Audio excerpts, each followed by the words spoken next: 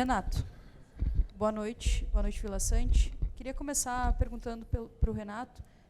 Renato, você entende que a troca feita por ti, a saída do Cristaldo, pode ter feito com que o Grêmio perdesse o meio-campo e, consequentemente, fizesse um primeiro tempo ruim contra o Fluminense? E Vila Sante, de que forma essa mudança, a saída do Cristaldo, afetou o jogo, teu jogo, né? Você que atua ali pelo meio de campo. Obrigada.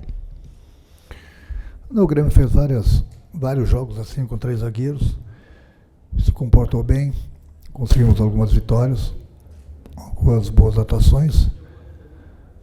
Eu não acredito que hoje o Grêmio tenha perdido meio campo pela escalação que eu coloquei em campo, até porque pelo que eu vi, nós tomamos um gol de bola parada e no contra-ataque. Então isso não quer dizer que a gente perdeu o meio campo. Eu acredito sim que nós não estivemos bem, principalmente no início do jogo. A gente deu espaço para o Fluminense. Infelizmente cometemos alguns erros e tomamos os 2 gols. Acho que, como falou o professor, a gente já jogou vários jogos assim. Foi muito bem sempre. Hoje tomamos 2 gols por falha nossa e o futebol se decide em detalhes. Assim que acho que a derrota passou por isso. Vila Sante, eu queria saber como é que foi o comportamento de vocês, anímico, psicológico, na hora de decidir nos pênaltis, tendo vindo de uma disputa que eliminou o Grêmio na Copa do Brasil contra o Corinthians. Se isso pesou, acrescentou uma carga a mais emocional para vocês. E, Renato, o meu questionamento é sobre a escolha do Cristaldo, começar no banco de reservas. Na última entrevista coletiva, você justificou a saída do Gustavo Nunes porque ele estava sendo negociado. O Gustavo Nunes até confirmou isso agora na saída de campo. O Cristaldo no banco é uma decisão estratégica ou tem algo por trás, algo que pode estar também encaminhando uma saída do Cristaldo? Não tem saída não. Tem lugar nenhum, é decisão do treinador mesmo. Eu falei para vocês, gente, nós jogamos alguns jogos com 3 zagueiros, nós fomos muito bem. E é só vocês entenderem que naquela época eu estava colocando o Franco como um atacante falso, justamente porque nós não tínhamos atacante de área. Hoje eu tenho 3, então não tem essa necessidade de ficar improvisando. Se eu tanto queria as peças para fazerem gols, então simplesmente no esquema que já deu certo várias vezes, eu tirei um meio, no caso o Franco, e coloquei um atacante que sabe ali jogar na posição. Então não tem diferença nenhuma. Nós aqui não nos encontramos no primeiro tempo. Acho que todo jogador que bateu o pênalti tinha confiança. Acho que não pesou a última eliminação. Quem bateu tinha confiança, mas não deu certo. É isso.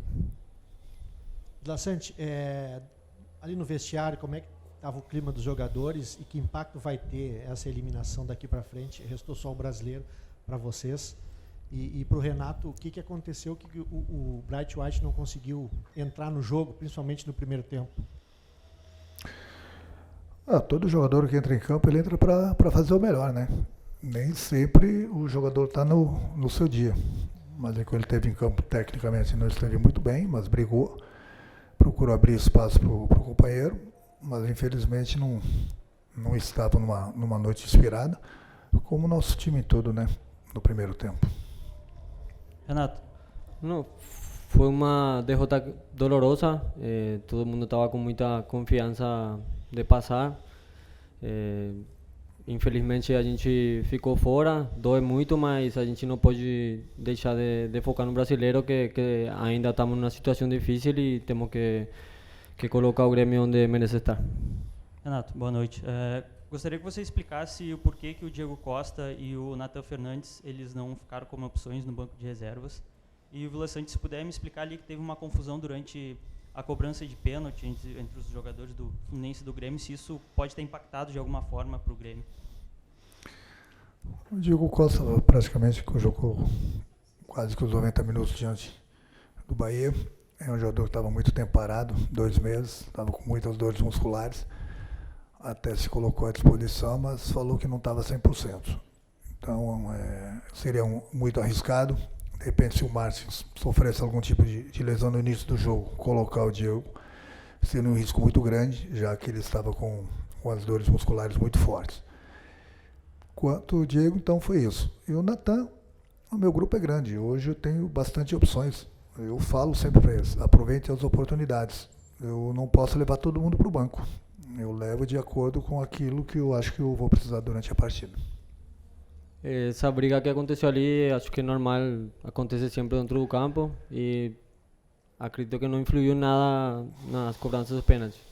Foi só isso. Renato, no jogo contra o Corinthians, você colocou o Edenilson no final da partida para bater o pênalti. Ele acabou errando naquela ocasião. Hoje, novamente, uma mudança que o Natan entra no final da partida e ele erra o pênalti também, curiosamente, o segundo. E aí, depois para frente, o Grêmio perde as penalidades. Talvez não era o momento de colocar um pouco antes os jogadores para não entrarem tão frios na partida e acontecer isso de ser um dos primeiros a bater e errar a cobrança. Como é que foi esse entendimento para colocar o Natan na partida de hoje, assim como o Edenilson? O jogador ele fica aquecendo o tempo todo. Ele aquece antes da partida, ele aquece no intervalo do jogo e fica aquecendo durante o segundo tempo também. Então nenhum jogador entra frio, o jogador entra quente. O jogador entra quente. Então, ele bateu, procurou fazer o gol, infelizmente ele errou. Agora não vamos dar a desculpa que o jogador estava frio, porque hoje em dia no futebol não existe. A todo momento o jogador está se aquecendo. Renato, aqui no teu canto esquerdo.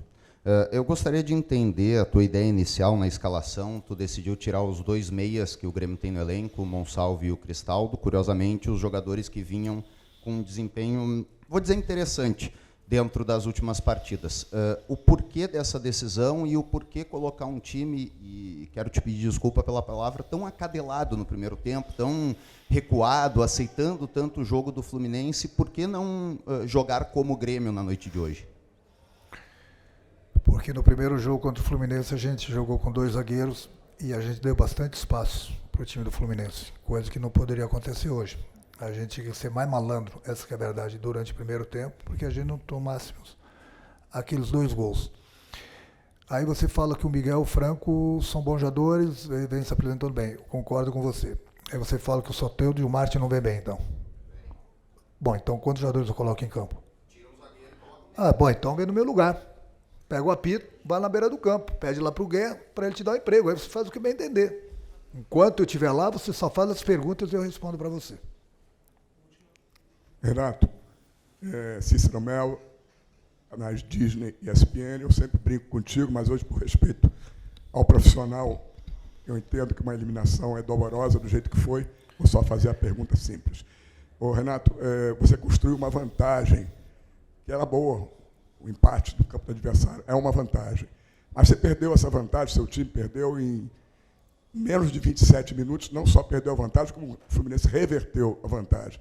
Eu imagino como é que é na cabeça de um treinador, jogando num estádio com 50 mil torcedores quase adversários, ter que ir para o intervalo, tendo que mudar o jogo novamente, e você conseguiu, porque o Grêmio jogou melhor, pelo segundo tempo merecia um resultado melhor, e aí a disputa vai para os pênaltis.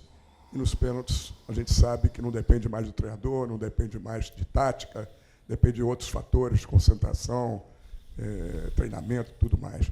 Eu queria saber como é que você encara essa eliminação diante de tudo isso que eu relatei, essas alternâncias durante o jogo. Boa noite. Boa noite, Cícero. Nós tínhamos um esquema de jogo que, infelizmente, nós não entramos tão atentos como nós deveríamos, e aí a gente pecou pelos nossos próprios erros nos primeiros 45 minutos, e você colocou bem, nós tínhamos uma vantagem, praticamente entregamos a vantagem, e o adversário soube se aproveitar e conseguiu aquela vantagem que nós tínhamos. Nós acertamos algumas coisas no intervalo do jogo, melhoramos, buscamos, fizemos o gol, e infelizmente fomos para os pênaltis, e infelizmente, mais uma vez, nós fomos eliminados.